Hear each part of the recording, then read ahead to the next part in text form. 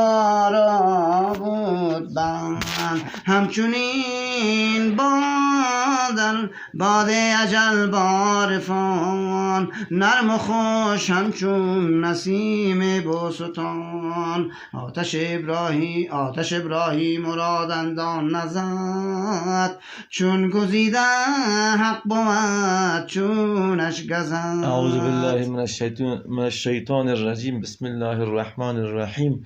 درود و رحمت باد بر روح فرفتوح سرور کائنات رسول اکرم صلی الله علیه و سلم. بحث مثنوی در هفته گذشته در رابطه به نقش اسباب بود که رد بعضی از نظریات فلاسفه که قدرت را ذاتاً در اشیا یا در وسایل یا در اسباب میدانستند، یا بعضی مردم معتقد به این بودن که برای ما هر کاری که میکنیم همین مادیات است میکنن. مثل که امروز غربی ها اصلا این مسئله هستن که ما دیگه نیازی به خدا نداریم و هر آنچه که هست ما توسط، در حالی که تماما آنچه که هست در هستی هست از خالق هستی از خالق هستی است. در گفتیم که مثلا عنکبوت و پشه را مثال دادن نه که نه خداوند امو قوت امو قدرت امو حکمت در هستی نهاده است که وظیفه میکنه، ولی او اگر نخواهد هیچ چیزی موجود نیست. هر چی که از خداوند است.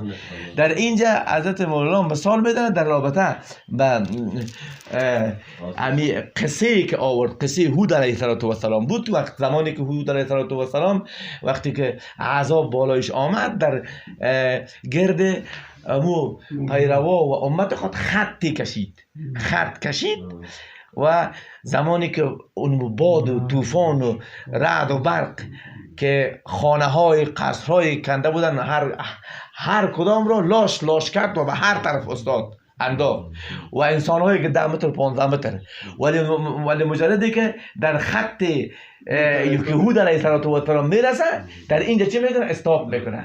پس میبینیم که اشیا همه زیر امر حق هستند. اگر مست میشن از خمر حق مست میشن، یعنی مستی باد مستی آتش از خمر حق است، از امر حق است که یک دفعه طوفانی میشن نگه نمیبینه که کوه است، این سنگ است، این درخت است. دو وقتی که باد طوفان میاد در 100 کیلومتری پیش خود درخت میکنه، انو دو نقطه نرسیده، اگر متوجه نرسیده یا سیل یا باد وقت سنگ من کل میپره. این چیز اونمو حیبت خداست و اون امر حق است که او مطیع و فرمان است. اینال اطاعت باد، اطاعت آتش، اطاعت موجودات از حق را میبینیم در قصه هود علیه السلام که مجرد که میرسه چیز میشه، خنثی میشه، نرم میشه، حلیم میشه در برابر کسی که خدا میشناسه و او با خدا ارتباط داره و او آشنای خداوند است. میگه مردان حق باز این تمثیل میکنه، یعنی مثال میکنه در برابر نفس خود انسانی، نفس انسان که میگه مردان حق در برابر حرص و هوا چنان حدودی دارن که نمیتونه حدود حرصشان غرایزشان از حد خود تجاوز کنه. در وجود مرد خدا حرکت به همین اندازه است. یعنی انسان ها مرد خدا دوستان خدا از تمام غرایز برخوردار هستند، ولی در حد چی؟ در حد معقولش، نه در او حدی که حیوانیتش. نه وقتی که درنده چیز میشه گرسنه میشه، وقتی گرسنه شد بازو نمیبینه که ای چی است، ای کی است، ای از کجا است. وقتی که در مقابلش رسید با دندان خود پاره میکنه و میبلعیش. این حالت حیوانیت است که این حالت در انسان هایی که نمیتونن نفس خود را کنترل بکنن بروز میکنن. نمیبینه که لقمه حرام است، نمیبینه که از کیست، از کدام است، میبلعه و میخوره. پس میگه دوستان خدا در تمام غرایز در اون یک حدود قرار داره که از حد خود تجاوز نمیکنه، یعنی در حدود معقول. میخورن معقول، میپوشن معقول، اگر قهر میکنن معقول در جایش، اگر غضب میشن در جایش. پس این حدودی است که دوستان خود توانستند در وجود خود این حاکمیت را زنده بکنند. یک تعبیر و تعبیر دیگه ای که کسانی که در مجالس عرفا میشنه، یکی که ما در گذشته هم بحث کردیم که بحثای از علماست که و یکی بحثا و مجالس عرفانی و مشایخ کرام است. وقتی که میگه در حضور مرد خدا ششتی، تمام غرایز در اداره و کنترلت میده. مثل که هود علیه السلام در برابر در گردوبر گوسفندان خود خطی کشید. عین شکل دیگه وقتی که در مجلس عرفا ششتی، در زیر تربیه و تعلیم بزرگا قرار گرفتی، بر تو حدود مشخص میشه. دیگه نمیتونه سر تو غالب شوه او گرگ حرص، گرگ هوا سر تو تجاوز کنه. نمیتونه او هستی تو را، اونمو حسنات تو را، اونمو ارزش معنویه که در تو موجود است، او را نابود کنه، او را ضایع بکنه. توسط چی؟ توسط حرص و هوا و هاز و دشمنی و عداوت نمیتونه موفق شوند. پس اینا در حد خود قرار بگیرن. وقتی زمانی که ما در حضور مردان خدا قرار بگیریم، از این باد حرص بیت دیگه همچنین باد اجل با عارفان، نرم و خوش همچون نسیم بوستان. آتش ابراهیم را دندان نزد، چون گزیده حق بود چونش گزد. آتش شهوات نسوزد اهل دین، باقیان را برده تا قعر زمین. ببینیم ما دو گونه آتش داریم، اینه ما متوجه باشیم. دو گونه آتش داریم. یک مسئله که آتش جهنم آتشی نیست که چوب در چند تا چوب یک جا جمع کنی و در نفت پرتی و زغال پرتی و این پرتی و آن پرتی و گوگل کنی در آتش بینی. نه، آتش جهنم این آتش نیست. آتش جهنم اونمو آتشی است، آتش نفاقی است که در قلب تو جریان داره. آتش اونمو کدورتی است که در قلب تو جریان داره. آتش اونمو حرص و هوا و شهوت پرستی و غرایز منفی و خراب نفس است که در هستی تو غالب شده. اینمی آتش است که روز محشر به تو شعله بر میشه. این آتش چوب و سنگ و زغال این گپا نیست. آتش هستی خود تو است، آتش نفاق تو است، آتش شهوت پرستی تو است، آتش دنیا پرستی، آتش شرک و کفر و فساد و بدبختی است که بر تو شعله ور میشه. پس این خطرناکتر از آتش چیست؟ آتش ابراهیم است. یکی آتش ابراهیم است، یکی آتش یوسف علیه السلام. آتش یوسف علیه السلام خطرناکتر از آتش ابراهیم علیه السلام بود. چرا؟ آتش ابراهیم که میسوختن جسم ابراهیم میسوختن، ولی آتش یوسف ایمان ابراهیم میسوختن، آخرت ابراهیم میسوختن که خداوند با فضل و کرم خود اینا را محافظت کرد. وقتی که این آتش در وجودت که آتش حرص و شهوت است، این در گرفت، این نه تنها زندگی تو را تباه میکنه بلکه آخرت تو را تباه میکنه، تو را به مرگ ابدی میکشانه، به مرگی که شیطان دچار شد. یعنی اولین کسی که در عالم مرد کی بود؟ شیطان بود. به مرگ چی؟ به مرگ معصیت مرد. پس تو را به مرگ معصیت دچار میکنه. پس این خطرناک است. اما کسانی که مردان خدا هستند، اونا چیستن؟ اونایی که گزیده حق هستند. این در چی شدن؟ اونا به اساس محبت و علاقه‌ای که نسبت به خدا و رسول و دوستانش پیدا کردن، گزیده، یعنی برگزیدگان خدا و رسول خدا شدن. اونا در امن خدا قرار گرفتن، در امن خدا قرار گرفتن. از شر چی؟ از شر شهوت، از شر نفس. خطرناکترین دشمن درون خودت است. تا زمانی که این اداره نکنیم، این کنترل نکنیم، از شر نفس خود را به ایمن نسازیم، ما به ایمن نمیرسیم. ما از بلاها میتونیم خود را ایمن بگردانیم و اگر نتونستیم هلاکتش در دنیا است، ولی هلاکت نفس هلاکت ابدی است که ایده کی میتونه؟ ایده حضور مردان خدا ما را از این حالت حفظ میکنه. ما را چی میکنه؟ متوجه میسازه به حرکات نفس ما.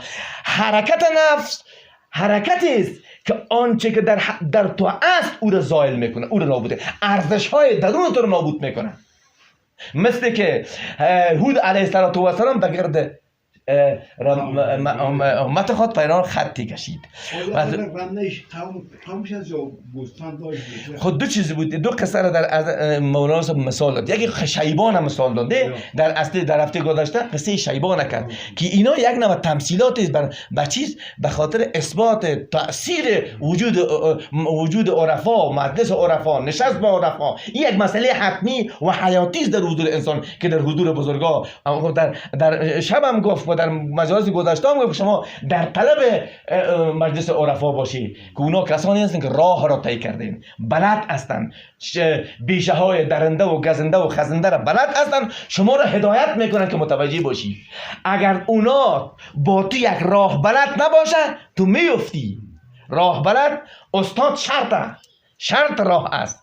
هدایت و راهنما شرط راه است که باید داشته باشی و در طلب یک راهنمای بزرگ و کامل باید باشی. شیبان چی گفت؟ راعی گفت نه، زمانی که میامد در زمان حضرت شافعی علیه السلام بود، وقتی که میگه امام شافعی صحبت شیبان راعی بود، یعنی او از جمله اهل الله بود. خود امام شافعی به صحبتش میرفت، یعنی از او تعلیم دروس قلبی را یا باطنی را میگرفت. ولی میگه زمانی که میگه به نماز جمعه اشتراک میکرد، بگرد رمه خود چیز میکشید، خط میکشید. وقتی خط میکشید میامد به نماز جمعه میخوان میرفت اونجا. هر قسم از درنده و که میامد از خط پای خود پیش نمیماند و این کرامات شیبان راعی بودک. این تنی مثلا هفته گذشته بخوان بتیش اونجا خود دو هم میگه هود گرد مومنان خط کشید، خود هود علیه السلام گرد مومنان خط کشید، ولی اینجا همچنین شیبان راعی میکشید گرد کش بر گرد رمه خط پدید. اینجا شیبان راعی پسونا میکرده خود حضرت هود هم. ولی اساس چیست؟ یعنی اساس هدف روشن شدن موضوع است. یکی ای که تمام اشیا بنده های خدا هستند و با خدا آشنا هستند و با کسانی که با شاه هم نشین هستند اونا رو هم میشناسند. که در گذشته هم گفت نه، سگ ترک مثال داد که کسی که با شاه داخل حرم ترک میشه او سگ میشناسه، غرض نداره. ولی اگر کسی دیگه بیگانه باشه باز پارا پاریش میکنه. اینا دوستان خدا، همنشین خدا هستند. اونایی که همنشین و هم صحبت خدا هستند تماما اشیا رو میشناسن. و مثال هم دادیم حدیث شریفه. اینجا هم عین مسئله میگه. شیبان راعی کسانی بود که اینا هم صحبت با خدا بودن. پس اینا رو وقتی که با خدا آشنایی پیدا کردی، با خدا آشنا شدی، دیگه حد حدود خلاص میشی، از مرز خلاص میشی. تو دیگه اهل یک منطقه نیستی یا اهدیار نیستی یا تنها تو را انسان ها نمیشناسن. وقتی که تو شناخت با خدا پیدا کردی، آشنایی با خدا پیدا کردی، پس تو از مرز خلاص شدی. تو را ترک و عرب و عجم میشناسن، تو را حیوانات همه میشناسن. وقتی که هم میشناسن در برابر تو چی میکنن؟ احترام میکنن. به خاطر چی؟ که تا با صاحب کل آشنایی پیدا کردی. بخوان باید چی هست؟ موج دریا چون به امر حق بتاخت، اهل موسی راز قبطی و شناخت. مثال است را چو فرمان در رسید، باز را تختش به قهر خود کشید. اینی مثال میتن، دیگه مثال میتن. میگه ببینید شما، آری این مسائل است که از جمله معتقدات ماست، ولی حضرت مولانا این تفسیر میکنن، این تحلیل میکنن، تو را معتقد میسازن که وقتی که تو با خدا آشنا شدی، مثل موسی علیه السلام، خدا همون خدا است و ما با همون خدای ایمان داریم که موسی علیه السلام ایمان داشت، با همون خدای ایمان داریم که ابراهیم علیه السلام، و ما همون راه را طی میکنیم و ما امت پیغمبر خدا هستیم. یعنی این امتی است که گواه از روز محشر بر امتهای گذشته. پس وقتی که تو در راه پیغمبر حرکت کردی، تو عین مقام را پیدا میکنی. درسته که این منصب بر تو داده نمیشه، منصب پیغمبری بر تو میده، ولی تو میتونی در اون مرحله برسی که تو را اشیا بشناسن. مثل که موسی علیه السلام را ببینیم، آب فرعون غرق کرد ولی موسی نجات داد. آب یک آب است، آب امو است، اما چرا موسی را نجات داد، غرق نکرد؟ و چرا فرعون غرق کرد؟ این شناخت چیز و مطیع بودن اشیا نسبت به خدا است که ما باید هر چیز را از خدا ببینیم و از خدا بدانیم و از خدا جستجو کنیم و از خدا پرسجو کنیم و از خدا بخواهیم. ترس خدا، تقوا و ترس خدا. یک مثال میگه حضرت عبدالله ابن عباس رضی الله تعالی عنه میگه در یک راه روان بود، میگه دید که مخلوق کل یک چند مردم یک قوم که پیش از این رفتن، در راه علا کل استاد هستن. در راه یک شیر آمده، در راه شیر میگه استاد حدیث مشهور است. شیر آمد اونجا استاد از کل از ترس سال پیش نمیره. یک آمد یه خوب تقوای عباس ترس خدا در دلش بود. بازی مثال می‌نمه کسی که از خدا بترسه، ترس داشته باشه، همه چیز از اون میترسه. از هر ترس و تقوا گزید. دیگه حضرت عبدالله بن عباس اون میگه تا شد رفت از شیر از گوشش میگرفت. مردم ایران گفت کسی که از خدا بترسه یه باز چیز میاره که عبدالله بن عباس میگه گفت من از خدا میترسم. دیگه این شیر گفت قراره بتارم اگر گوش بگیره اگر شیر هم گوش نه به راه با قرار است که هر کس پیش بره. ولی گفت این یه ذره چیز نکرد برش، ضرر نرسون، فقط مطیع و فرمانبرداره عبدالله بن عباس. و مثال دیگه این بند دیگه قارون است نه؟ همین بند قارون رو بخوان بعد ختم میکنیش. بایدش قارون خاک قارون را چو فرمان در رسید با زر و تختش به قعر خود. اینه خداوند به موسی علیه السلام امر کرد که به زمین امر کو که قارون خسف کنه. قارون یعنی زمین مطیع فرمان خداست ولی موسی علیه السلام دوست خداست، اما زمین به فرمان موسی علیه السلام قارون غرق کرد، کش کرد در خود، کش کرد. یک چیز است نه ادمی شطحیات کیز بایزید بستامی صاحب کیز تشریح کرده محیدین ابن عربی صاحب او گفتن ان بطش ربک لشدید. این کیز گفتن خداوند آیت سیف است نه وقتی که چیز میرسه کیز امی بایزید بستامی که دمی نقطه میرسه میگه ان بطش ربک لشدید، بایزش میگه بطشی لشدید. بچی لشدید یعنی بچی خدا گرفت خدا از گرفت خدا هم کنه این بالا میداره. این در شطحیاتش میره. باید ابن عربی چیز میکنه این تفسیر میکنه امی بچی لشدید. او چی میگه؟ او میگه در عقب بچه خداوند رحمت خداوند نهفته است. چگونه یک روز میرفتیم از چیز تر شدیم از قلعه مراقبه تر شدیم وقتی اونجا میرسیدن تایپه خاموش میکردن پیش و چیز ولی میگفتن که از خدا مردم حیا نمیکنه از چیز میکنن ولی این مردم دیده بود کسانی که تایپه چالان کرده بودن موتر به فرق شده بودن. این یک نفر از ما پرسان کرد، ما گفتم او یک بنده است، او یک مخلوق است، اون موقع حوصله داره ولی خداوند خوب بزرگ است، او در عقب گرفتش چی داره؟ در رحمتش نهفته است. وقتی که موسی علیه السلام قارون گفت کشکو، قارون بار پشیمانی کرد به موسی علیه السلام، بار چی کرد؟ خداوند به موسی علیه السلام گفت عمیق اگه به تو میگم یک بار به من میگم چیز کرده بودم من میرم نجات دادم. ببین مثلا بچی لشدید نه او موسی بود، او خدا نبود، او ظرفیت خدایی را نداشت، او ظرفیت انسانی بود و ظرفیت پیغمبری بود. گفت اگر اینمی یک بار به من رجوع میکرد من قبول کرده بودم خلاص کرده بودم، اما با تو بار گفت قبول نکردی. اون نفر که 100 نفر کش توبه کرد خداوند دور مغفرت یعنی ببین همین مسئله سلامی که شو نگفتیم مسئله صد خود نبودی، یعنی وقتی که ما یک نام خداوند سلام است.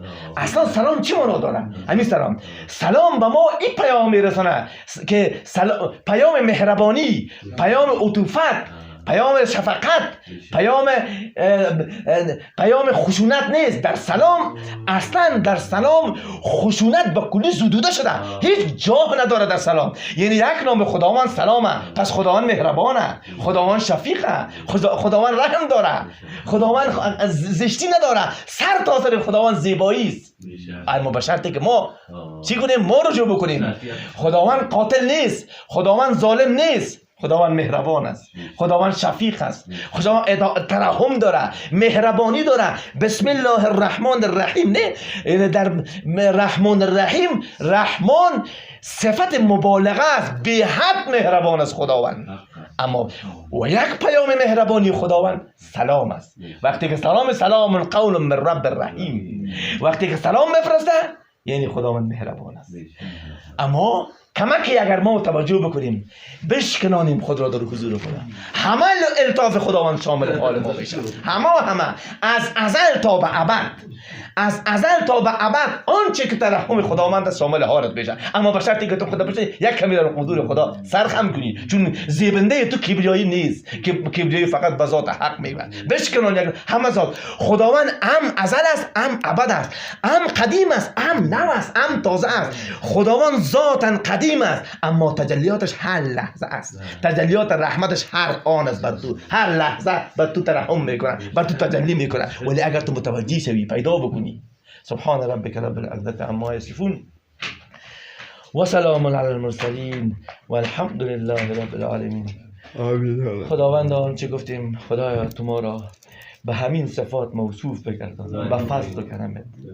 همه چیز از توست، قدرت و توانایی از توست. خدایا تو ما را همت نصیب کن، توفیق عنایت بفرما که در راه تو ثابت قدم بگردیم، در راه تو خدایا بت شکن بگردیم. یا الله یا رباه، ما را بر حریم هستی خود نزدیک بگردان، ما را موصوف به صفات آدمیت بگردان.